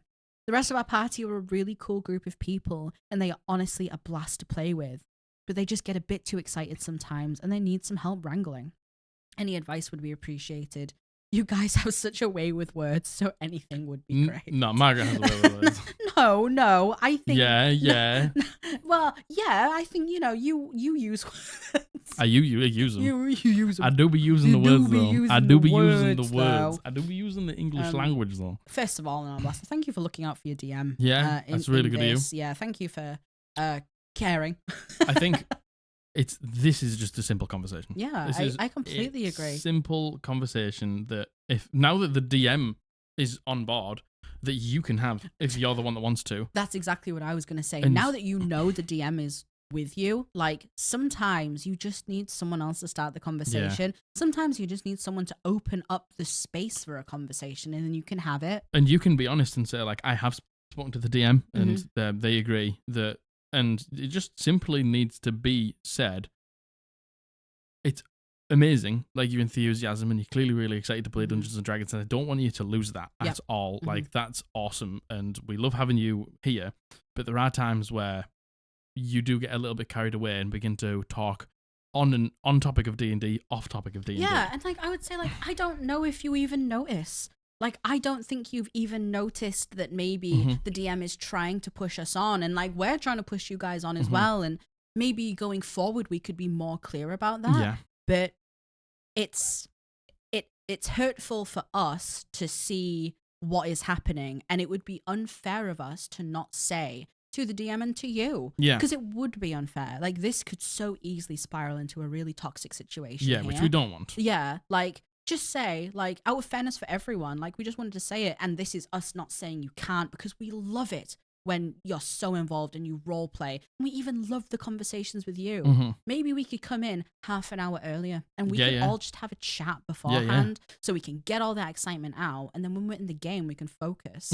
Like, there's nothing wrong with saying that, and open up the space for your DM to talk as well, and just say, like, you know, not, this is absolutely not us having a go at you. Yeah. But you know, like, let's play D&D. Let's play we love playing D&D that's with why each we're other. here. Like, the DM has planned stuff out, and God, cannot wait to see it. And we want to get to it. Yeah. So let's just maybe, I think you need to ask, like, in those moments where you do begin to get off topic and you do begin to like spiral out of control of like talking and things like that, do you want us to remind you? Yeah. Are you able, like, to remind yourself? Totally. Just say, like, just say, like, oh, the DM's trying to move us on. Yeah, and just say, because, like, obviously you're not aware of it. Yeah. Because, and say, like, I think if you were aware of it, you wouldn't do it. Yeah. Because that's not the type of people you are. Yeah. But, like, would you want us to say something? Yeah. Like, do you want me to just, like, tell you that the DM's trying to move us on? Like, you know, and just say, like, it doesn't have to be a serious thing. It can just be like, come on, guys, let's go. Do you want me to tell you to shut the fuck up? Yeah, shut the fuck up! Everyone shut the fuck up! You know what I mean? Like, they're your friends. Like, you say you all get along really well. Like, you're all a great group. Like, it just treat it like a normal conversation. It's just a normal conversation. It is just a normal conversation. And as we've said a million times before, and it sounds like this is a prime example of it. Like, people don't realize they're doing anything wrong unless you let them know they're doing something wrong. Completely. Maybe like, they just don't know. They don't know, and if you just be like, there's a few times where the Dungeon Master's trying to move us on, you two are talking maybe a bit like so loud that you can't hear them.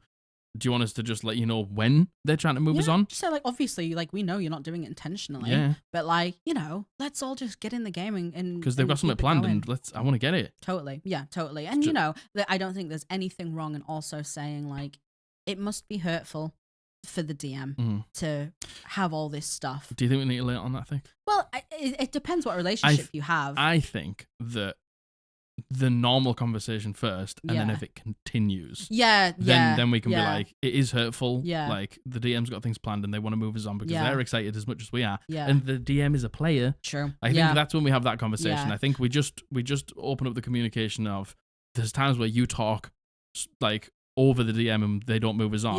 Yeah. Do you want me to, like, tell you when that's happening? Yeah. First? Like, how do you want us to deal with it? Like, just say, like, let's just work out a way together that we can all deal with it, that everyone's comfortable with. Yeah. And to be honest, though, like, I guess this is more for your DM. Like, if your DM wanted to say, like, it has been, like, quite stressful and hurtful, I actually think your DM fully has the right to say that. I think the DM, maybe, the DM I feel like the DM totally has the right to say that. But, you know, again, you know how conversations with your friends go. Yeah. Like, if it was us, like, we would just go down the route of, like, come on, like, just shut up.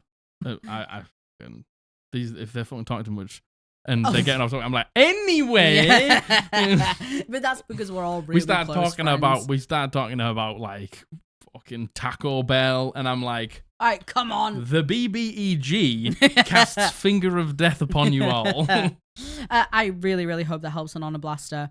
Rocks fall and everyone dies. Yeah, that's simply. Oh my god, just throw rocks on everyone. If you talk over me, rocks fall and everyone dies. There you go. Everyone, shut the fuck up. Oh, you can try that. Yeah, yeah. Oh my god, you could flip the table. Yeah, you could throw shit at people. Yeah, you could. You could get like a air horn. Like you could get an air horn. Every time they talk over the DM, you just go. Yeah. Oh, there you go. All great ways. Solved. There you go. So I hope that helps.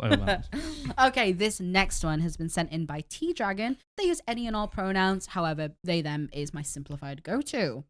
Thank you. T Dragon. I know. I like that. Go. I know. I like that. To be fair, they're calling themselves T Dragon because not sure if any of my players are here. So call me T Dragon. So call me T Dragon. I love that. It's like T is in like the I don't know if any like of my T-dog. players are here, so call me T Dragon. But like T is in the drink, not like T-dog. T-dog? T-dog. T-dragon? T-dragon. Hiya, love the pod. You guys are awesome. You're awesome. You're awesome. T-dragon. I'll try to keep this short. I'm somewhat of an experienced GM and I need some advice. I'm currently running a campaign and one of my players is majorly struggling with combat. Let's call her Sarah. She's a cleric, her first time playing one, but she's also been a DM and a player in multiple things, so she's not a newbie.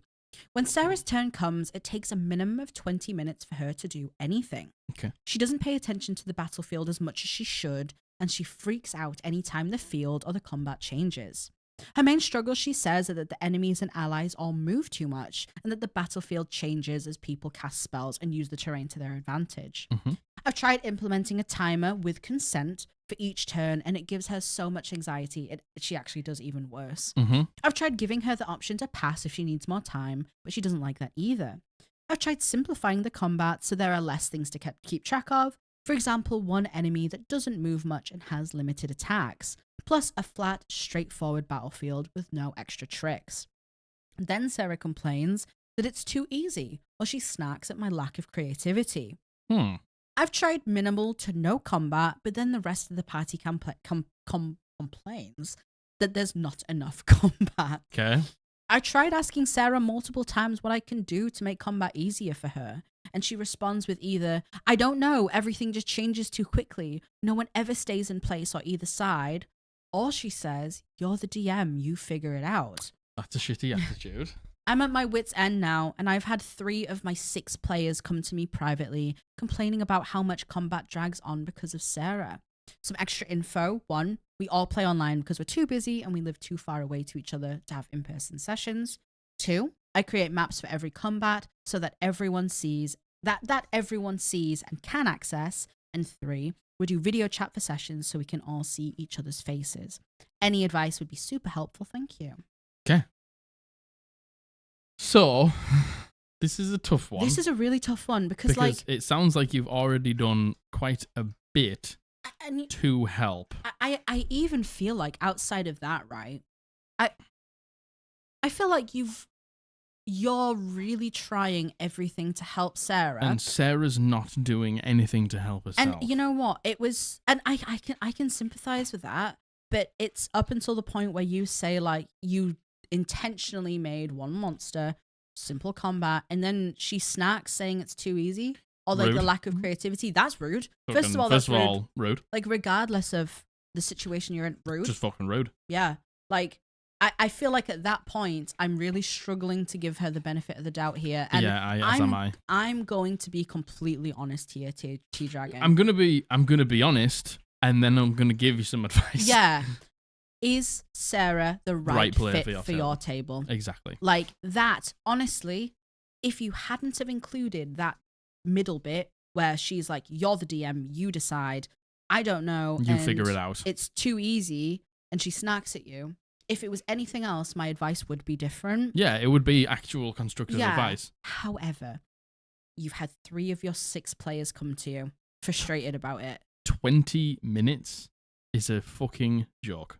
First of all, 20 minutes when you have 6 players, I can imagine combat takes quite. I mean, it's don't know. It's going to take a long time. It's going to take a long time. It's going to take a long time. Combats for us on general with 4 players takes like what? 45 minutes to an hour? Depends how long the combat. Sometimes we have really long Sometimes combats. we have all session combats. Yeah. Like, is Sarah the right player for your table? Because some people love combat and they're strategically minded and they just get the way D&D works, spacing, movement, like conditions, everything. They think outside of the box. And then there's some people who just like the sort of cookie cutter, like smash and fucking grab, goblin destroyer fucking combats. Bendy Dick come and snatch. You know, the meme of Benedict Cumberbatch. But why? You said smash and grab, and it just reminded me of Bendy Dick come and snatch. Benedict Cumberbatch, Bendy Dick come and snatch. So, like,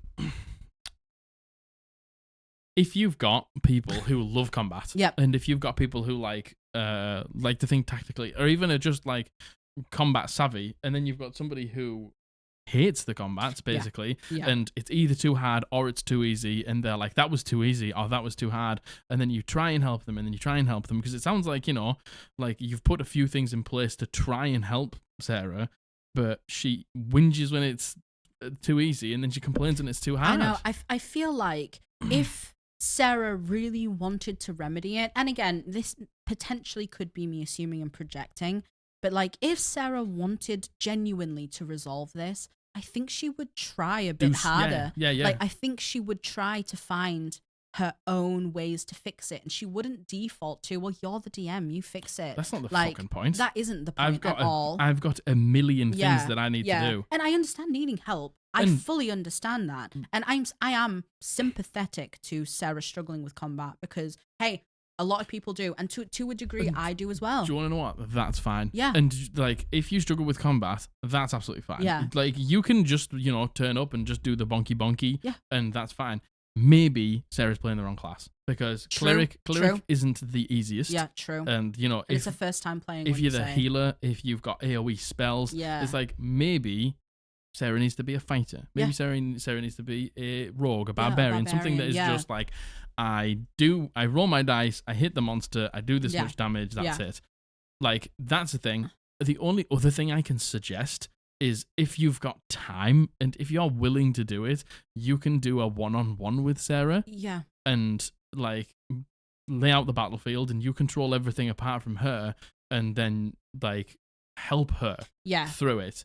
But I think you need to have a conversation with Sarah, and I think it should always start the same. How it ends is up to you. Yeah. I think the way it should start is, you're having a hard time with combat, and I'm sorry about that, and I'm trying everything I can.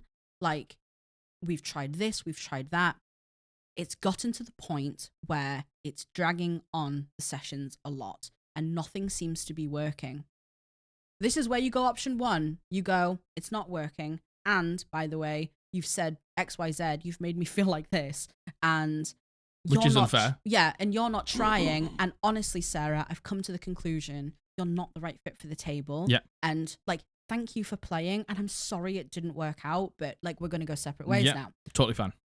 That's fully justified. That is, at this point, after you've done everything that you've done, and she's made those comments. She's made those comments and done nothing to help herself. Yeah. Like, at some point, you have to take accountability and be like, I'm struggling. Why? Yeah, completely. Nothing wrong with asking for help, but at the same time, you also have to put that legwork in too. Yes, you do. So that's the first option. And then, or you could end the conversation with, so now we're at a point where we have to find something that works. Yeah. Let's sit down, me and you, or the rest of the group as well if you want them here, and let's work out something that works for you.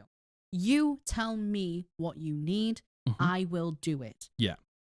And then you give her another chance. Yeah. And then if it doesn't go from there, then honestly, T-Dragon, I really don't know if Sarah's the right fit for your table. And I would be so much more willing to try and find other ways around it if she hadn't have been so rude about it. Been a fucking asshole about it, to be honest. Yeah, totally. And I think, like, I do think for a lot of people, and people do this because, look, we come to D&D and we want to play, we play fucking Baldur's Gate, and we're like, oh, Shadowheart's so cool, I want to be a cleric. And then they get in there and they don't understand how combat works, and then they've got all these spells, and they're like, and spell slots, and like, oh, yeah, AoE this, and I'm going to hurt this person, and this AoE spell says that it's only enemies and not allies, and then you're like, just play a barbarian. Yeah. Just play a fighter. Yeah. Just play something that is simple. Yeah. And then you don't have to worry about the battlefield's changed here, and this has happened, and it's just like, first of all, and I've said it a million times, it's okay if you need something alongside D&D to keep your attention. I understand that neurodivergency and ADHD, those things actually help, but you have to be paying attention. Agreed. Yeah, agreed. And I also, if you've picked a class and you're like, I really want to play a druid, for example. Me, I really wanted to play a druid. I'd only played a barbarian beforehand. I knew that there was a lot of stuff I was going to have to learn. But what I did was I made loads of resources for myself that I understand in the way I process information and created those things for myself to give myself the best leg up. Yeah, I asked for help all the time. But, I also made sure that I was making it as easy as I could for myself. Yeah. And also, just because you play a cleric or just because you play a druid doesn't mean it needs to be complicated. Oh my God, You can just be like, I played a druid. I fucking cast 2 spells. Yeah. I did fuck all else. I literally, I cast Guiding Bolt to give myself advantage, and then I used my arrow to attack because I was a Saz druid, and that was all I ever did. Yeah. You can play a druid in a simple way. You can play a cleric in a simple way. Just be like, you're picking all of these AoE complicated spells. Why don't we just simplify the spell list? Yeah, Let's and just I know pick shit that's easy. I know that sounds patronizing on the surface because it does. It sounds patronizing and gatekeepy, but I do think sometimes you can jump in not fully understanding how much there is to something and then being way too in your depth. But then there's also kind of the pride thing of being like, well, I want to work this out. And but the problem, I would get that, and I would agree with that point if Sarah was doing anything completely to help herself. Yeah, completely. But at this point, she's like, you figure it out. It's like, I can't play your fucking class and character for you. That's such a bad attitude. You have to fucking when I'm going into a game and I'm playing a class, I'm fucking I'm theory crafting about the way I'm going to use my spells, and this is my setup, and I understand that people all don't want to do that. Yeah. But I think there is a way that you need to at least understand how your class works. Yeah, and I just to go, you're the DM, you sort it out is just really unfair. There's one thing that I don't need to do as a DM, and it's play your fucking character for you. Yeah. So I really hope that helps you, Dragon. I think the overarching thing is you need to have a think as the DM if she's right for your table, and then you can act on that information however you want to. And just so you know, if the conclusion is that she isn't right for your table, you are justified in that decision. And so justified. It doesn't. I know that we're getting a little worked up now, but you don't have to go about it in this aggressive or passive aggressive way. It can just be I'm just pissed off. You can just be like, I'm sorry it didn't work out. Yeah. I tried everything for you, but it's getting to the point now where it's impacting the sessions too much, and it's other players are noticing, and I just don't think it's the right table for you. Thank you for playing, but we're going separate ways. Nothing wrong with that. We're just getting worked up because look, I feel bad for you, T-Dragon. I know, I feel bad for you too. You've been putting in all of this work and trying to make all of these things for Sarah, and then when you make it too easy, they're whinging it's too easy. That's just not fair. Yeah, I know, that's not fair at all. You're not doing anything, and I'm doing everything, and you're still blaming me. Agreed. Thank you so much for your submission, T-Dragon. Thank you. Very much appreciate it. I really hope it works out. I hope that helps. I really hope it works out. Please let us know. And again, if anyone has any suggestions for T-Dragon, please let us know in the comments. And I mean, the same for everyone, right? You have any suggestions for anyone? We have 2 more left. Okay. We have 2 more. This is the if it's 2 This more. is the penultimate. Yeah. This is the penultimate. Yeah. This is the second to last. So Come strap in. Yeah. Huh? Yeah. I think I've done more than 8, That's okay. What is this? It's alright. Or is this 7? I don't know. I don't know either. We don't count anymore. I don't know. I haven't written the numbers down, have I? So this has been sent in by Spiritual Rogue on the Discord, and he goes by he, him. Spiritual Rogue. Thank you very much. Spiritual Rogue. Hey fam, love what you do and what you've built, and I really enjoy the advice you give. Thank you so much. Thank you very much. This ended up being long. I'm so sorry. I have trouble with keeping things concise. Me and you both. And who was it earlier who said this as well? Hold on. Me, you, and Sam. Yeah. We're all in the same camp here. It's fine. I didn't take anything out though. I'm in need of an outside perspective and maybe some validation to my frustration. Hey, if there's one thing we're going to do here, it's going to validate you. Yeah, well, if you're in the right, I will. Yeah. I'm having some issues with one of our campaigns. It's our DM's first campaign, entirely homebrew and incredibly well crafted. The world is huge and detailed, and I'm envious. But I feel like everything I've built my character for has been hard countered, and I'm useless in nearly every situation. For context, my character is a barbarian, path of the Ancestral Guardians, built to be a tank, a protector, and a disruptor in combat. Very, very good. Very cool. Very cool subclass. Love that subclass. I've since multiclassed into Paladin for story thematics and Smite. Of course. Don't be ashamed. I know. Don't be ashamed to multiclass ashamed. for the power. Like, if there's anything we're going into something for, it's Paladin for Smite. Through a very cool story event, which I may submit as a wholesome/awesome story, I gained a special rage that allows me to cast it. To cast during it, gives me temp HP, but it comes at the cost of an exhaustion. But here is where I have an issue, though. In combat, while raging, I can have all bludgeoning, piercing, and slashing damage, making me a very good sponge of hit points. Yeah. Well, it's what it's built for, baby. I can impose disadvantage on my target's attacks against anyone but me, and as a reaction, reduce damage on a hit by 2d6.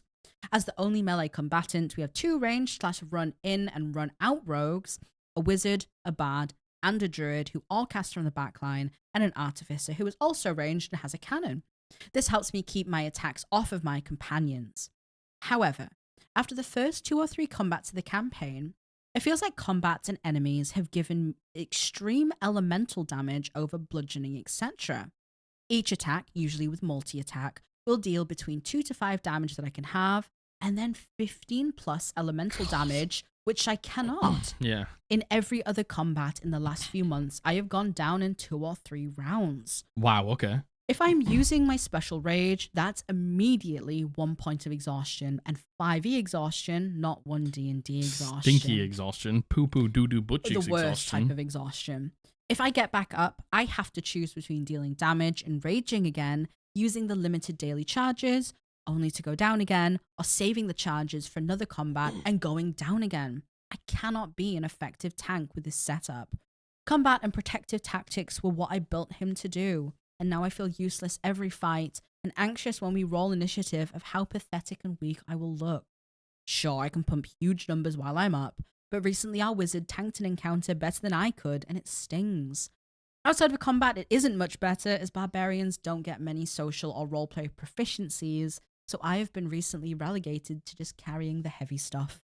I like hard combats and situations where we have to use tactics to get through, but I can't help but feel a little targeted. I feel bad for thinking it, and I've told the DM that I'm thinking of retiring him in favor of something more fun, but I am very conscious of the fact that I will be leaving the party without that hit point sponge, and wasting the work that the DM has put into his backstory. I have found myself being more reckless. Barbarian joke. Reckless. More reckless and fighty, and getting into situations where my character might die just to get it over with. Am I being a self-centered, woe is me main character, or am I justified in feeling like my character has been specifically countered or nerfed and I'm just not having fun? Absolutely no hate to our DM though. He is great and he puts so much effort into the game, but I am just frustrated. Please, can I ask that this doesn't go on TikTok? Some of my friends watch your videos and I feel bad about outsourcing for advice. Yeah, don't worry about it. It's okay. Oh my God, of course. And I know on the submission form it says, like, if you send a submission, like, you're consenting to it being posted on our social medias. If there is somewhere you don't want it to be posted to, you can just say... I've got a million other things I can put on TikTok. Honestly, don't worry, I don't need to just put this one on. Totally. Like, if there's ever, like, TikTok, you know, TikTok's our biggest platform. Yeah. Like, if you don't want it to go on there, you can just say that and that's fine. So Jesus, spiritual rogue. So, it sounds like your Dungeon Master... Look. As a Dungeon Master, when you have a barbarian, it is very hard to kill them unless you use these sorts of damages. And it is very common for things to, when they have elemental damage or like poison damage, for it to do a small amount of slashing, piercing, or bludgeoning, and then a large amount of the elemental damage. That is very much the case with 5e. Monsters are built like that. So I don't think your DM's doing anything wrong, but they need to understand that that's a counter every now and then. Exactly. That's exactly what I was going to say. It's not a play for every combat, because then your barbarian is basically useless. The one thing they're good at for being a tank is having piercing, bludgeoning, and slashing damage. And you mention here, like, they gave you a special, or do you just get the rage? No, you were given a special. I gained a special rage. Allows you to cast spells like Smite. You were given a special rage by your DM, who gave it to you because they want you to use it, right? And then I feel like potentially they maybe gave you too much. They gave you too much. They regretted it. They didn't know how to deal with it. And I think, hey, I take your word on what you say here. I take your word that your DM is a great DM, that not intentional, etc., etc. Potentially, your DM has just gotten into a rut of, well, this is the only way I can combat the barbarian. And it's kind of become the norm for them. Yeah. And they go, oh, fuck, okay, yeah, I need to put something that does this type of damage in because I need to combat the barbarian. Because it's the only way I can get the barbarian down. Maybe they don't realize at this point that that is not the norm. Getting the barbarian down, honestly, shouldn't happen very often. And I don't think that should be the main gain of combat too. Like, if your DM is constantly like, God, how do I get the barbarian down? Maybe they need to rethink why they think that. Yeah. And again, I am completely taking your word here that they're not doing this maliciously. Like, in my campaign, when Margaret did the barbarian, I got you down once, twice maybe, max, in the whole campaign. But like, my combats were still hard. Yeah, still incredibly hard. Just getting that barbarian down isn't the way to win the combat. You countered me in different ways. Yeah, because I challenge you in different ways, and there's always a workaround. Like, it's doing this thing in the first few rounds. You're like, fucking hell, how do we do this? I know. And then they fail this save, or something happens, and then it's like, okay, we've figured this combat out. I feel like potentially your DM has fallen into a rut of doing this. This has just become their norm. Yeah. I mean, I think you need to. It's up to you. You need to talk to them and just say. You need to talk to them. Like, the massive amount of elemental damage that I'm taking just makes me like basically have wizard hit points. Yeah. Oh yeah. Well, because my AC is not great, because that's not the point of a barbarian. Exactly. Yeah. But and the one thing that I have to keep myself up, it's like I have a shit AC because I got loads of hit points and I can half the damage. And it's like, and you know, you gave me this really cool rage that I want to use, and like, thank you for giving it to me, but because the way I'm going that it down is now, so much, it's so detrimental. Like, Jesus Christ, what, you go down twice and you have disadvantage on... Do you just have walking space? Yeah, like, that's devastating. Another thing that the barbarian is good for, because they get the extra upgraded movement speed. Yeah, that's devastating. That's devastating for a melee. And like you said, you don't get anything out of combat. No. Really. And I think, you know, from my perspective, the fact that you went to the DM and you were like, man, like, I'm thinking of retiring this character. Like, it's just not fun for me. I think there should have been some reflection on their side and gone, oh man, maybe it's partially because of what I'm doing here. Again, not everyone can read between the lines, and I get that. I think you explained yourself perfectly here, Spiritual Rogue. Like, you conveyed how you were feeling perfectly in this submission.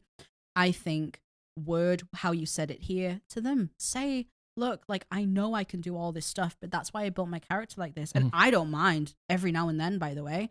Like, I understand you have to combat me some way, but I don't think doing it every single time is fair on me. No. And it feels really bad to the point where I'm thinking of quitting this character who I built, that I love.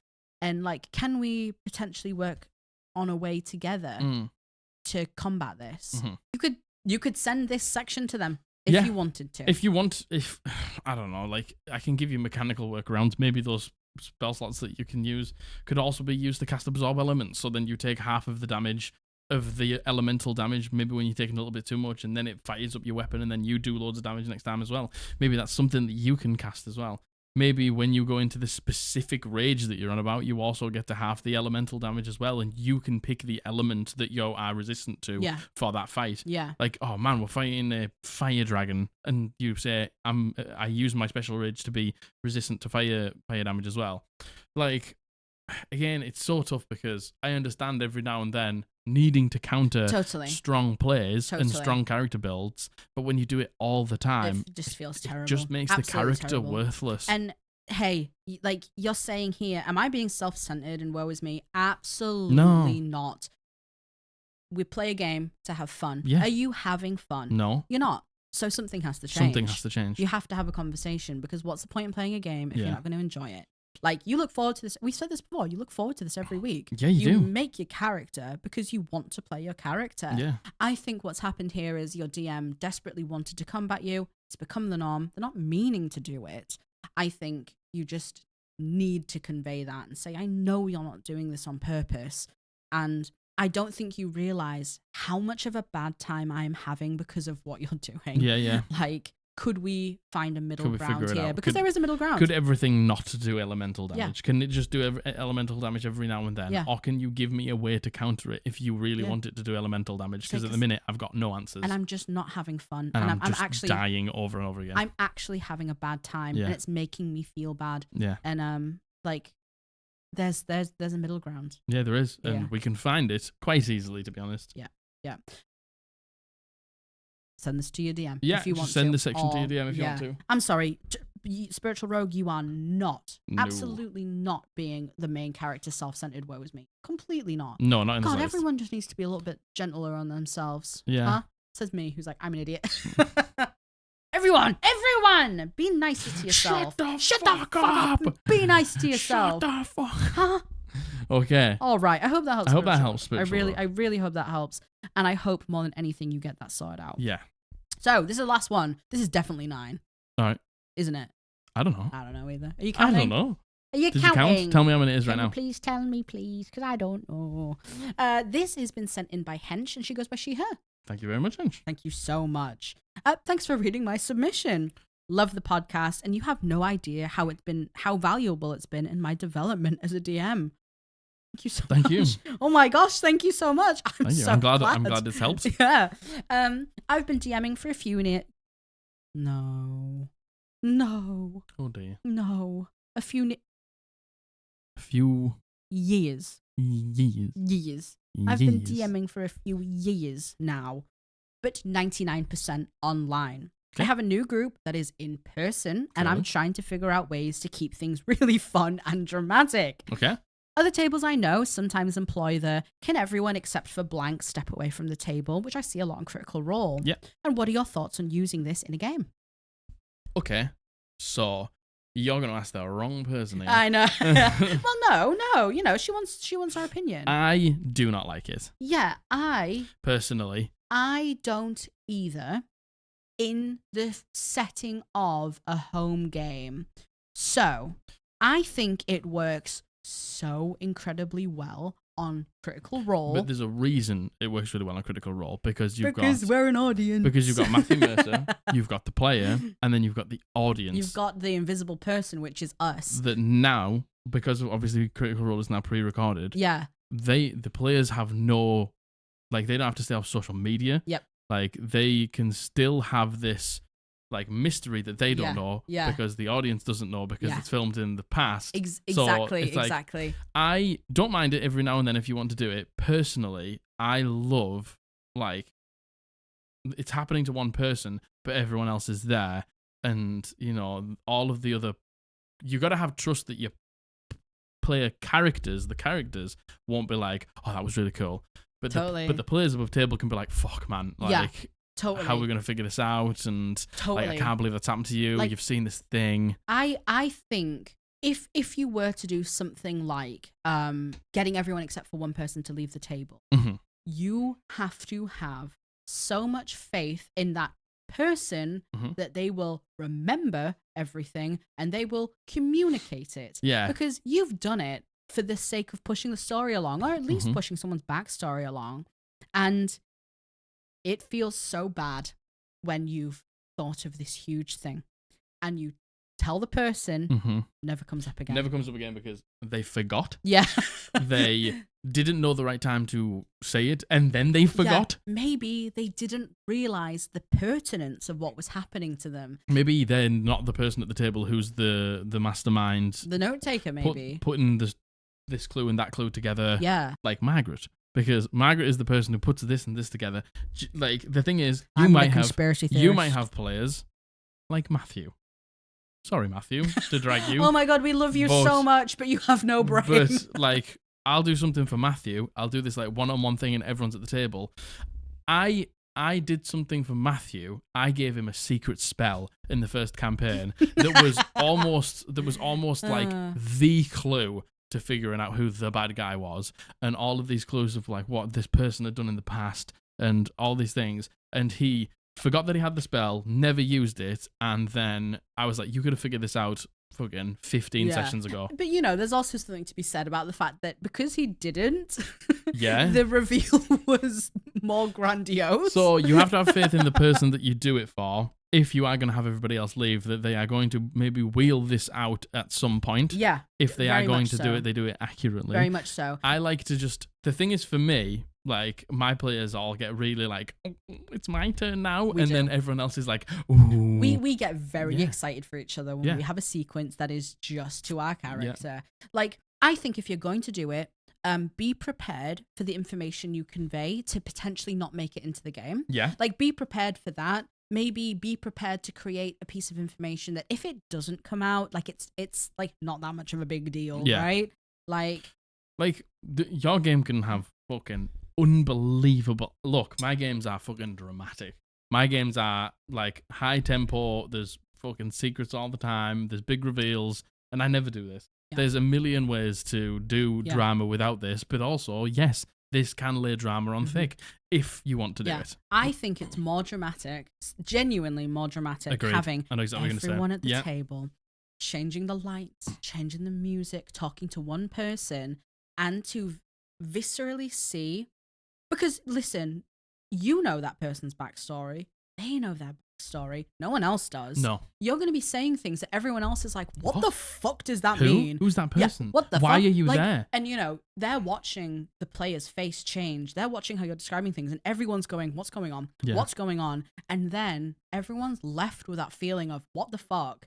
And then it also means that as a player, you kind of scrutinize everything that the other character does. And then it gives you reasons to be like, why in character to be like, that was weird. Why'd you do that? Out of character.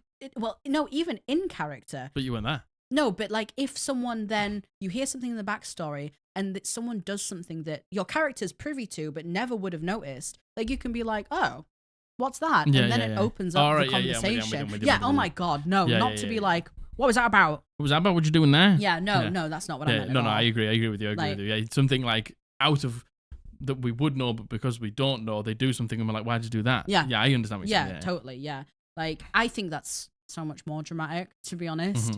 But that's just my opinion. And again, I think the thing on Critical Role works because we, as the audience, we know the secret. Yeah. We know the little bits and bobs, and we know their motivations. I might also be biased this because I had a DM that did this every fucking session, and it got old fast. Yeah, listen, we're old. Standing up's hard.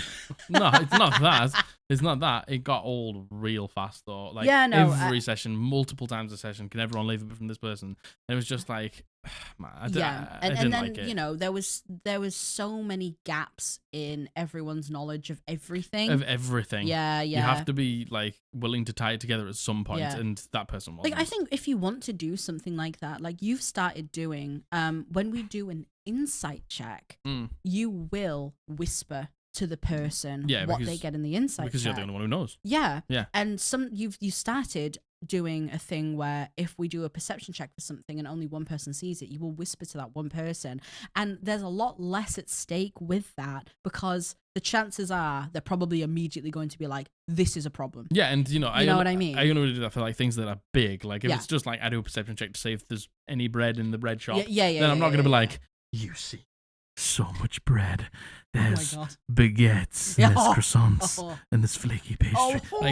Like we don't need to do for that. Yeah. We can just do it for the things that are really pertinent. Yeah. Like the one person sees that shadowy figure escape down the alley, but nobody else does. Yeah. And then they're the ones that say, I saw the shadowy figure escape down the alley, let's chase. Like, what's my immediate reaction? I chase them. Like, totally. And it's like letting the players like explain the scene. Yeah, exactly. Like, I hope that helps. And again, we're very aware that this is something that happens at a lot of tables. If it works for you, then that's amazing. Then do it. Fine. I think try it. See if you like it. Yeah. Be prepared for those things like we mentioned. But dude, I just love the drama at the table. Man, when everyone's like, I say, the lights begin to go dark, and then all of them will look at each other going like, who is it? And then I go, Mark. Yeah, no. Oh, and then everyone's like, oh. It feels so good. It feels so good.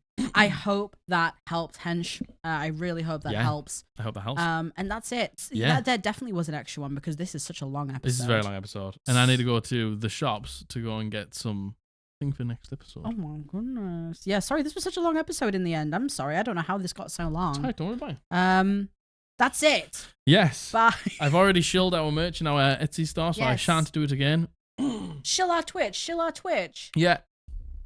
Sunday, the 7th of January, 2024. The year is new. The year is bright. It is. The year is Eldritch Podblast. Oh my god. Come and follow us on Twitch. Subscribe on Twitch. Do whatever you want on Twitch. But come and hang out with us on Twitch. 7 p.m. GMT. We're going to be live streaming and having some fun and talking to you guys. So please join us there. The link to our Twitch is below. Yes. And like the video. Hit the bell to be notified when we upload a video on a Monday and a Thursday. I would like 4,000 subscribers before the new year. I thought you were going to say 4,000 comments. I would also like 4,000 comments. I like how everyone was like, I mentioned MCR and everyone was like, I love that. I love that. I love that. Let's pick another band. Listen to the Grimo band that everyone likes. Fall Out Boy. Fall Out Boy. Tell me your favourite Fall Out Boy song. No. Tell me your favourite Panic at the Disco song. Why? Because I feel like, obviously, there was kind of like the downfall of Panic at the Disco and everything. Give me your favourite Panic at the Disco song is. Do you want to know what mine is? That Green Gentleman from Pretty Odd. That's a terrible hot take, but that's my favourite Panic at the Disco song. Nice. Yep. What about you? I tell you a song that I do like, weirdly. Obviously, I like... I don't know. What's it called? Is it... It's not Victorious. No. It's off that album, though. Yeah. God, what is that song called?